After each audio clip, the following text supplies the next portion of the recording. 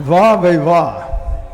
जदों भी पंजाबी इकट्ठे हुंदे आ उत्थे बहुत रौनक, इश्क, प्यार, मुहब्बत दियां लहरां वगदियां, हवावां वगदियां। मैनू बहुत खुशी आ तुहानू सारिਆਂ ਨੂੰ देख के, तुहाडे नाल मिल के, तो मैं बहुत बहुत बधाई देना।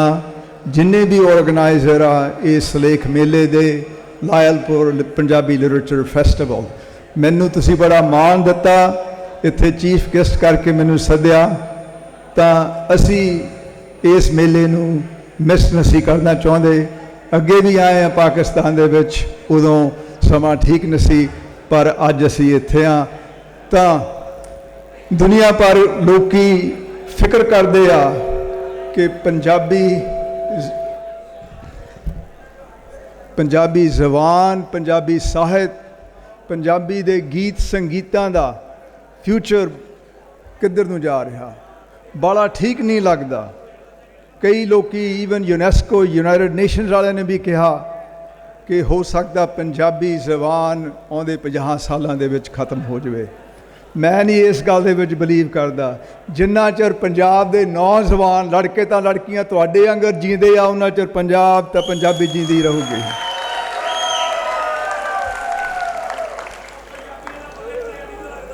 गुरदास मान ने एक बारी एक गीत दे विच कहा सी, आशिक दा दिल हरदम जित्या, अकल हमेशा हारी। पंजाबियां दे विच इश्क बहुत आ, कई बारी अकल घट हुंदी आ, पर अकल भी हैगी आ। अकल वाले काम भी करने चाहिए आ, तो बड़े काम हो रहे आ। ये साडी बदकिस्मती आ कि असी छुट हीर, वारिस शाह दी हीर, इस लिखत नूं दुनिया दे विच पहुंचा सके आ। बाकी साड़ियां जड़ियां महान रचनावां साहित्य विच, शायरी दे विच, वो दुनिया नूं असी दस नहीं सके। चलो इतिहास दे विच जो कुछ होया बथेरा चंगा भी हुंदा, माड़ा भी हुंदा। पंजाब वंडिया गया, लिपियां दी वंड हो गई, देशां प्रदेशां विच आपां बैठ गए। गल ये आ कि पंजाबी असी दुनिया पर सफल हाँ, जिथे भी बैठे हाँ। साडे चो कोई वध नहीं, कोई घट नहीं, ना ही असी किसी तो घट हाँ, ना ही किसी तो वध हाँ, पर साडे रंग अपने रंग आ जिथे भी आ।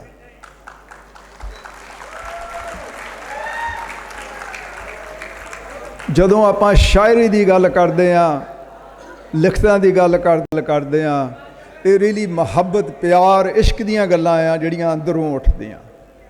किसी एक विद्वान ने कहा सी कि जिहड़ी माँ बोली आ वो एक कुंजी आ, जिहड़ी हरेक इंसान दे अंदर खजाने की पेटी भरी पई आ, वो पेटी के ताले नूं खोलण वाले माँ बोली आ।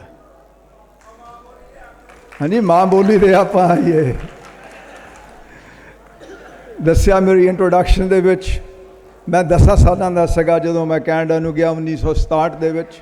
मेरा जन्म एक छोटे ਜਿਹੇ पिंड दे विच, ਢਾਹਾਂ पिंड दा पिंड है।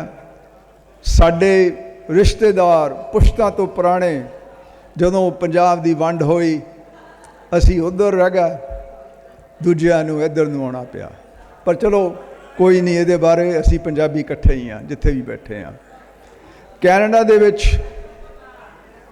दे विच 10 लाख बंदा बैठा उत्थे, जिन्हां दा पिछोकड़ पंजाब दा है। साडे कैनेडा देश दे विच, साडे सूबे दे विच अज उत्थे जिहड़ा साडा पब्लिक एजुकेशन सिस्टम आ, उत्थे पंजाबी पढ़ाई जाती आ 8वीं तो लैके 12वीं तक। कई एलीमेंटरी स्कूलों दे विच पंजाबी 1ली तो लैके 7वीं तक है। सो उस देश दे विच पंजाबी दा फ्यूचर बहुत वधिया है। मैं थोड़ी जी साहित्य बारे गल करां। जदों मैं कॉलेज 11वीं 12वीं दे विच पढ़दा सी, यूनीवर्सिटी दे विच गया, ज़्यादा यही सगा इंग्लिश के कोर्सिस दे विच, लिटरेचर दे विच कि शेक्सपीयर नूं पढ़ लो, मिल्टन नूं पढ़ लो, चौसर नूं पढ़ लो, बेओवुल्फ पढ़ लो, रशियन रखालिया नूं पढ़ लो। कोई भी पंजाबी लिखता नहीं सी, कोई भी पढ़ाउंदा ट्रांसलेशन दे विच। उन्हां सालां दे विच मेरे मन दे विच सीगा कि जे रब ने किसी वेले मौका दिता, उदां दी गल असीं करना चाहुंदे आ कि पंजाबी साहित्य बारे कि जिहड़ियां साडी पहली गल तां साडी 1000 साल तो पुरानी हिस्टरी आ साहित्य की लाहौर के इलाके चों। लाहौर अपना कल्चरल हार्टलैंड आ कि लिखतां ते रोशनी पाइए। नवे लखारी जिहड़े उठ रहे आ दुनिया भर पंजाबी दे विच, उन्हां नूं उत्साह दईए, कोई प्राइज़ इस्टैबलिश करिए। सारे जानते आ, इंसान दुनिया भर जानती आ कि सब तो most recognized literary prize Nobel prize आ। पाकिस्तान की साइड वाल, इंडिया की साइड वाल भी साहित्य प्राइज़ हैगे आ।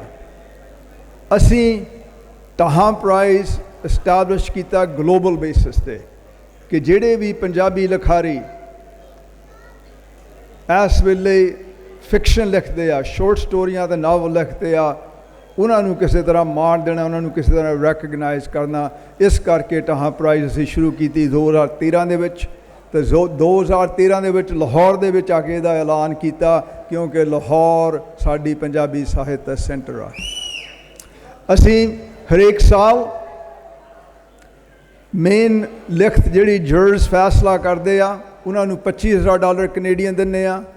तो बाकी जिहड़े 2 फाइनलिस्ट आ, उन्होंने $10,000 की प्राइज़ असी इकट्ठ करते हैं वैनकूवर शहर दे विच, जिथे प्राइज़ दी जाती आ। तो हरेक साल जदों साडी सैरेमनी हुंदी आ, साडा सूबा तो साडा शहर वैनकूवर ऐलान करदा कि वह हफ्ता पंजाबी साहित्य हफ्ता आ उस शहर दे विच, तो उस सूबे दे विच।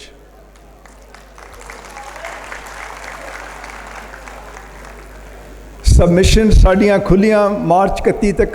जे किसी दी पिछले साल 2019 दे विच लिखत छपी आ, नावल या कहानियाँ, वो एलिजिबल आ, साड़ी वैबसाइट पर जाके देख सकते हैं। जिन्ना चिर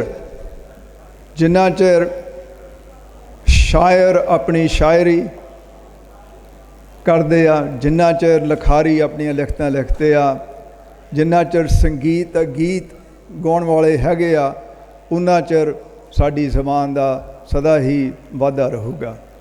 मैं तो यही कहूँगा कि दुनिया पर प्रॉब्लम्स तो बहुत आ, हरेक कम्यूनिटियां नूं प्रॉब्लम्स हुंदियां, चैलेंजिस हुंदियां, पर इदां ना आपां देखिए कि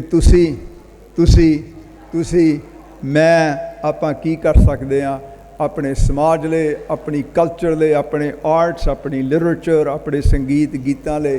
तो इन्हां नूं होर किदां वधाया जाए।